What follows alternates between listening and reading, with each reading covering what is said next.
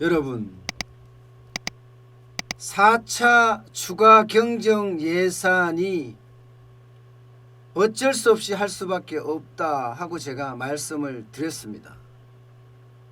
그만큼 코로나19에 따르는 또 4.15 지방 총선에 따르는 퍼주기가 너무 심했기 때문에 국고가 완전히 바닥이 났어요. 줄 돈이 없다고 이야기할 정도잖아요. 중앙정부도 돈이 없죠. 지방정부도 돈이 없죠. 뭐 중앙정부도요, 예산은 올해 엄청나게 많이 썼습니다. 본예산만 하더라도 512조 3천억 원이었잖아요. 1차 2차 추경이 59조가 넘습니다. 59조가 거의 60조예요. 그런데 그 돈이 지금 남아있는 돈이 예비비만 한 2억 정도 남아있다. 2억 5천 정도 남아있다. 이게 현실입니다. 지방정부요. 지방정부도 심각합니다. 뭐 경기도 같은 경우도 얼마나 많이 퍼졌는지 여러분도 아시잖아요. 9천억이 넘게 남아있던 재난 지원금, 그 다음에 재난 구호기금, 이거요 2,300억 원대로 뚝 떨어졌습니다. 2,300억 원대로. 뭐 강원도나 충청도나 전라도나 어디나 할 것 없이 재정이 거의 펑크 상태입니다. 그러니까 더불어민주당에서도 4차 추경하겠다 이렇게 이야기를 했습니다. 이해찬 대표가 말입니다. 뭐 공영 여당이 하겠다 이러면 하는 거예요. 게다가 야당도 지금 4차 추경에 대해서 반대를 하지 않습니다. 그런 상황이라면 당연히 추경은 가겠죠. 그러면 얼마나 갈 거냐. 뭐 전례를 비추어 보면요. 추경은 적어도 2조 6천억 원 정도, 2조 5천억 원, 6천억 원 정도 하지 않을까 그렇게 예상을 하고 있습니다. 2002년에 태풍 루사 때 4조 1천억 원이었거든요. 2003년에 태풍 매미 때는 3조였고요. 2006년에 에비니아 때는 2조 1천억 원이었습니다. 그러니까 지금은 적어도 2조 5천억 정도는 하지 않을까 이렇게 예상을 하고 있어요. 그런데 말입니다. 지금 더불어민주당의 김두관 의원이죠. 여기가 2차 재난지원금 지원해야 된다 이런 말을 아주 강력하게 이야기를 하고 있습니다. 다시 말해서 이 재난지원금 1차로 줬으니까 2차도 주자. 어디다 주느냐?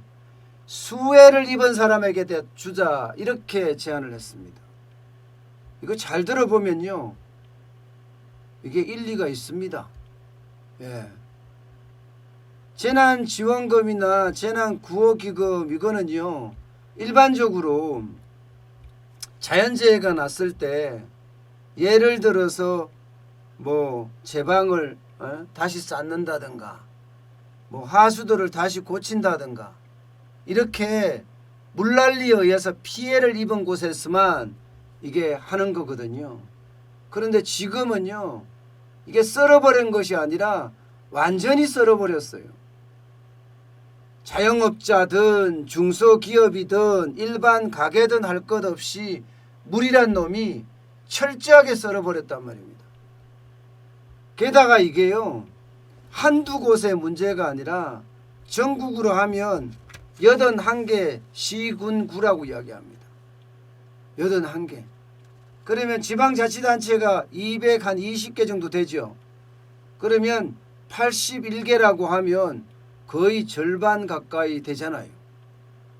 그러니까 경기 남부라든가 충청 북부라든가 그 다음에 남부지방이라든가 이런 쪽은요. 굉장히 어려워지게 됐던 겁니다. 그러면 김두관 의원이 이렇게 이야기한다는 것은 말이 통한다는 거예요. 게다가 지금 현재는 여러분 경제가 정치의 지배를 당하고 있잖아요. 여당에서 하고자 하면 정부가 있는지 없는지 모릅니다. 그냥 통과돼요. 그냥 통과돼요. 지금까지 단 한 번도 정부가 주도적으로 입법을 한 게 있나 모르겠습니다. 전부 다 의원 입법으로 지금 하고 있고요. 그러니까 김두관 의원은 그래도 더불어민주당 안에서는 목소리가 큰 사람이에요. 예, 그런 사람이 직접 나서서 이야기를 했다.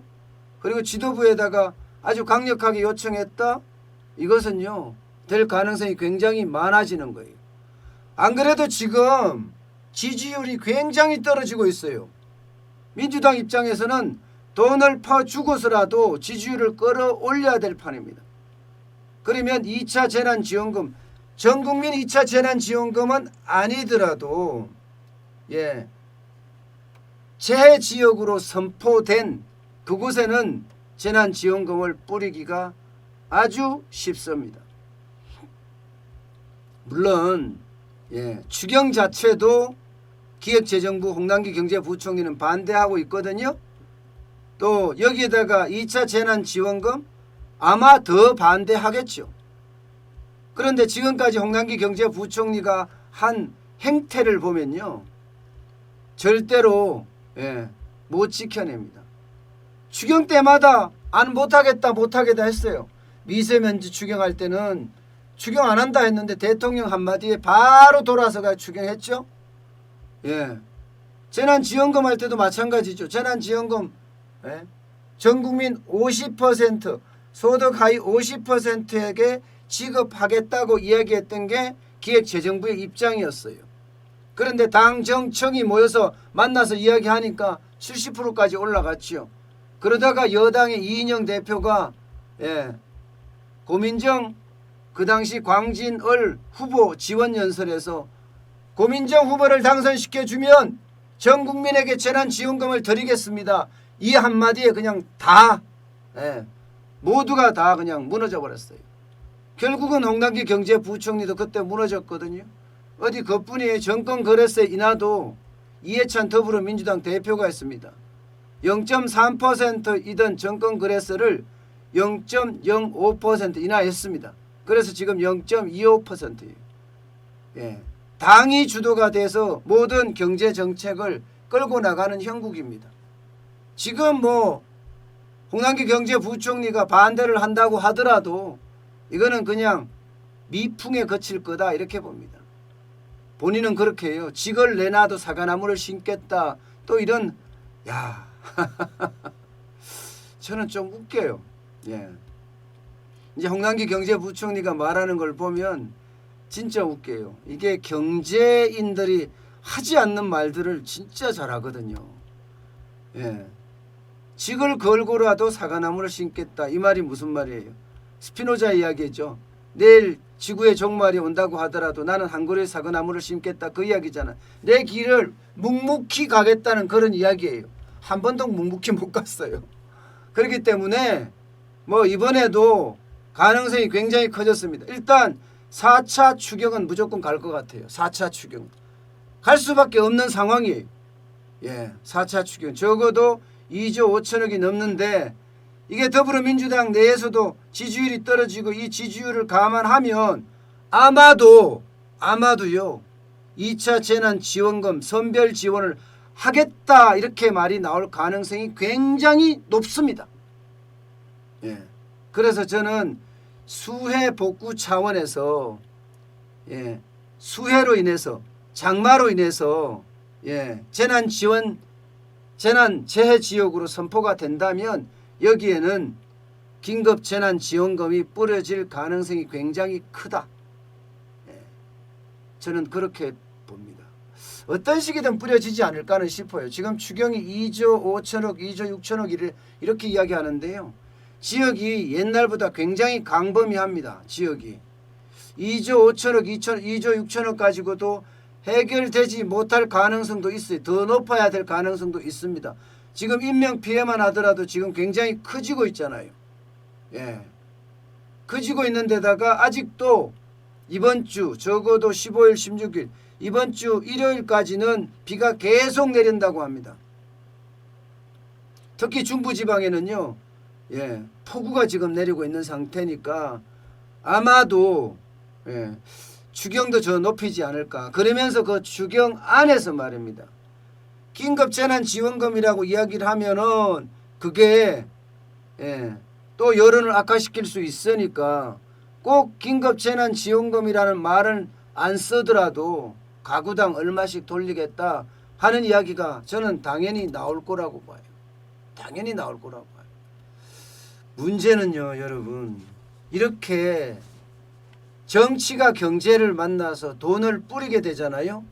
그러면 국가 채무는 날로 나빠질 수밖에 없습니다. 날로 나빠질 수밖에 없어요. 보세요. 지금 국가 채무가 얼마인지 여러분 보이시죠? 예, 올 연말까지 가면요 839조 4천억 원이고요. 비율은 43.5%예요.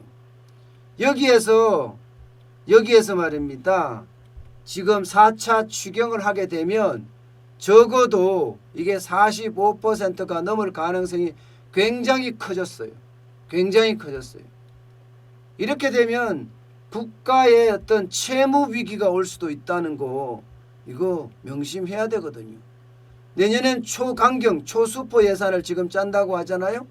기획재정부는 7 내지 8%라고 이야기하지만 여당에서는 지금 10%대를 이야기하고 있어요. 10%대를. 그러면 560조예요. 기획재정부는 550조대라고 이야기하고요. 내년에 제대로 못 막으면 우리 경제가 더 어려워질 수 있다고 생각을 하니까 더 많이 뿌리지 않겠나 그렇게 예상이 듭니다. 여기에다가 여러분 재정 적자가 지금 장난 아니에요. 지금까지는요 재정 적자를 마이너스 3%로 관리를 해왔거든요. 그런데 지금 이미 재정 적자가 3%를 훨씬 넘어버렸습니다. 훨씬 넘어버렸어요. 예. 지금 이대로 가면 재정 적자가 굉장히 커지지 않을까 이렇게 예상을 하고 있어요. 1998년이 4.7%였거든요. 재정 적자가. 그런데 올해는 5.8% 이상 늘어날 거다 이렇게 봅니다. 그러면 여러분 어떻게 생각하세요? IMF 외환위기 때보다 지금이 더 어렵다는 이야기예요. IMF 외환위기 때보다. 그런데 지금처럼 이렇게 계속 가잖아요, 여러분. 계속 가는 만큼 우리 재정은 점점 어려워지고 재정이 어려워지면요. 대한민국의 어떤 핵심 역량이 사라지는 겁니다. 핵심 역량이. 외국인들이 봤을 때 대한민국의 핵심 역량은요. 100% 수출하고 재정 건전성입니다. 야, 대한민국은 진짜 수출을 잘해. 대한민국은 재정이 굉장히 건전해. 이게 대한민국의 어떤 큰 경쟁력이고 이것을 통해서 외국인들이 우리나라에 투자를 많이 한단 말입니다. 그런데 재정이 나빠지잖아요. 그 다음에 수출이 지금 힘들어졌잖아요. 그러면 적어도 글로벌 신용평가 기관이라고 하는 3대 기관들 있잖아요. 피치, S&P, 무디스 이런 데가 신용평가를 전망 자체를 전망부터 먼저 떨어뜨리거든요. 전망을 안정해서 이게 부정으로 떨어뜨릴 수도 있습니다. 긍정해서 안정으로 떨어뜨릴 수도 있고 전망이 떨어지면요. 수개월 안에 신용등급이 떨어지는 그런 결과도 초래합니다. 지금 일본이 국가 신용등급이 떨어졌죠. 신용등급 전망이 떨어진 겁니다. 그 다음에 신용등급 전망 다음에는요. 바로 떨어질 수밖에 없어요. 국가 신용등급이 떨어지면 자금 조달이 쉽지 않습니다. 국채 같은 경우야 이자를 좀 더 준다고 하고 받아들 수 있지만 회사채는 굉장히 힘들어집니다. 회사채는. 그러면 기업이 안 그래도 어려운 데다가 더 어려워질 가능성이 커진다는 이야기예요.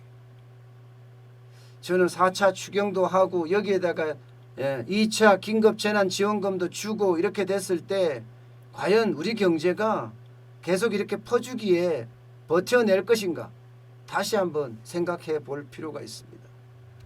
지금이야 여론 동향이 지금 따라가면서 계속 가고 있으니까 자꾸 퍼주겠죠. 빠른 시일 내에 저는요. 빠른 시일 내에 경제는 오롯이 경제가 지탱하는 그런 모양새를 가져가야 된다고 생각을 해요. 이대로 계속 가잖아요. 그러면 우리 경제 진짜 어려워질 수도 있습니다.